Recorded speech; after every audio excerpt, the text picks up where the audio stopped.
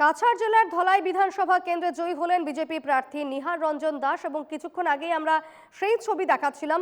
এই জয় প্রত্যাশিতই ছিল বলা যায়। তার নিকটতম প্রতিদ্বন্দ্বী কংগ্রেসের ধ্রুবজ্যোতি পুরকায়স্থ পরাজিত হয়েছেন এবং নিহার রঞ্জন জয়ের পরই বিজেপি নেতা কর্মীরা আনন্দ উচ্ছ্বাসে মেতে উঠেছেন। আমরা কিছুক্ষণ আগেও আমাদের প্রতিনিধি মিষ্টু দত্ত আমাদের সঙ্গে ছিলেন এবং মিষ্টু সেই ছবি দেখিয়েছেন।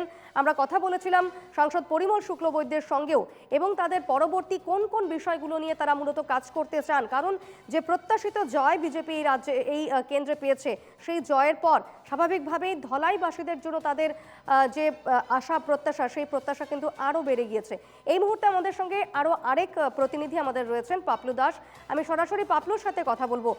পাপলু, আমরা কিছুক্ষণ আগে পরিমল শুক্লবৈদ্যর সাথে কথা বলেছি, সাংসদ পরিমল শুক্লবৈদ্য, যিনি স্বাভাবিকভাবেই এই জয় নিয়ে উচ্ছ্বসিত তো বটেই। তিনি বলেওছেন যে প্রত্যাশিতভাবেই বিজেপি এই কেন্দ্রে জয়লাভ করেছে। ফলত তাদের নেক্সট টার্গেট কি হতে পারে, বা ধলাই কেন্দ্রে কোন এমন জায়গাগুলো রয়েছে যেই জায়গাগুলোতে কাজ করার এখনো বাকি রয়েছে বিজেপির? ধলাইতে কাজ বলতে অনেকটাই হয়েছে, কিন্তু তার চেয়ে অনেকটা কাজ বাকি রয়েছে। এই নির্বাচন যখন প্রক্রিয়া চলছিল সেই সময় নির্বাচন প্রক্রিয়ায় আমরা দেখতে পেয়েছি বেশ কিছু সমস্যা তাদের রয়েছে। বিশেষ করে অনেক জায়গাতেই এখনও জলের সমস্যা রয়েছে, রাস্তাঘাটের সমস্যা রয়েছে, এমনকি বৈদ্যুতিকরণেরও সমস্যা রয়েছে।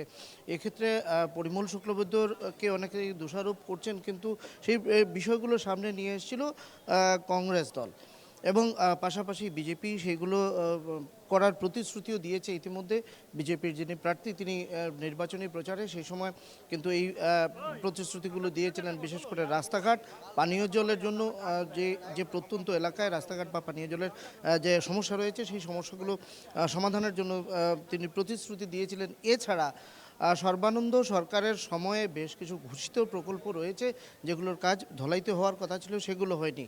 তার মধ্যে একটা অন্যতম হলো গিয়ে ভুবন পাহাড়। গোটা উত্তর পূর্বের ঐতিহ্যবাহী যে মন্দির রয়েছে ভুবন পাহাড়ের চূড়ায়, সেই ভুবন পাহাড়ের চূড়ায় ওঠার জন্য যে রাস্তাটা তৈরি করা হয়েছে বা হচ্ছে, সেটা নির্মাণ কাজ অত্যন্ত স্লথ গতিতে হচ্ছে।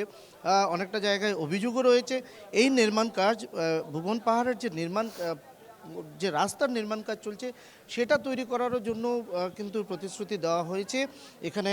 তাছাড়া মুখ্যমন্ত্রী এখানে আসার পর অনেকটাই প্রকল্পের ঘোষণা করেছেন। যে